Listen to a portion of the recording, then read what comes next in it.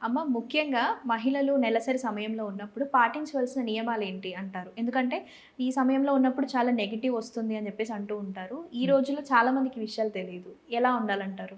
తప్పకుండా.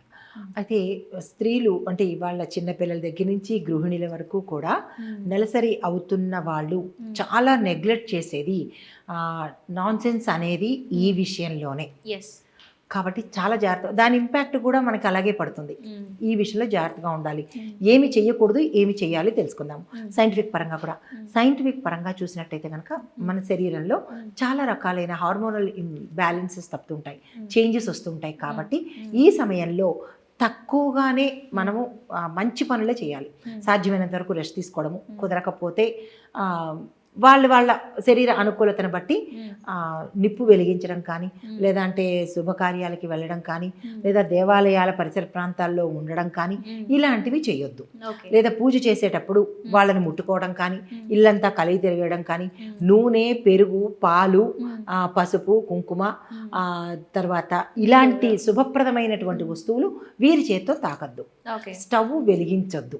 Okay. Stove వెలిగించడం కూడా నిషిద్ధమే. హ్మ్. ఎందుకంటే వీరు మైలలో ఉన్నారు కాబట్టి, హ్మ్. అశౌచంలో ఉన్నారు కాబట్టి, హ్మ్. ఈ శుభప్రదమైన వస్తువులకు దూరంగా ఉండాలి. అలాగే నిలువ ఉండేవి పచ్చళ్ళు అవి ముట్టుకుంటే గూడా ఆ! పాడైతాయి అంటారు. తర్వాత అది. హ్మ్. ఇప్పుడు మనం ఊరగాయలు పెట్టుకుంటూ ఉంటాము. హ్మ్. ఆ ఊరగాయల దగ్గరికి కూడా వీళ్ళ తాలూకా ఇది తగలకూడదు. హ్మ్. బట్ట గాని, వీళ్ళ గాలి గాని తగలకూడదు. ఓకే. మరీ ముఖ్యంగా హ్మ్. మొక్కల చుట్టూ తిరగొద్దు వీళ్ళు. హ్మ్. హ్మ్. ఏ మొక్కలదైనా వీళ్ళ గాలి తగిలితే హ్మ్. మొక్కలు మాడిపోయే అవకాశం ఉంటుంది. ఓకే. అందులో మరీ ముఖ్యంగా తులసి తులసమ్మ మాత. దగ్గర ఆ! చాలా జాగ్రత్తగా ఉండాలి. హ్మ్. ఈ గాలి తగిలితే ఆ తల్లి తొందరగా హ్మ్. మైలపడిపోతుంది కాబట్టి హ్మ్. వెళ్ళొద్దు.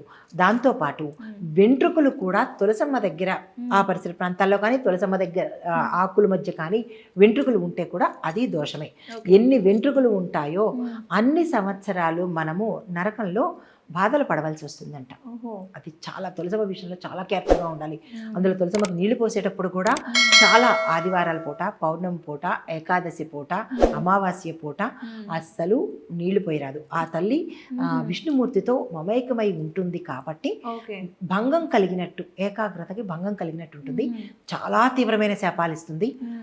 అది చాలా తగ్గించుకోలేనటువంటి 7 తరాల వరకు ఆ ఓహ్! శాపాన్ని తీసుకోవాలి. తులసమ్మ హ్మ్. విషయంలో చాలా కేర్‌ఫుల్‌గా జాగ్రత్తగా ఉండాలి ఉండాలి. ఇంట్లో ఉన్న ఆడవాళ్ళు. హ్మ్. తర్వాత హ్మ్. ఈ ఋతుక్రమంలో ఉన్నవాళ్ళు హ్మ్.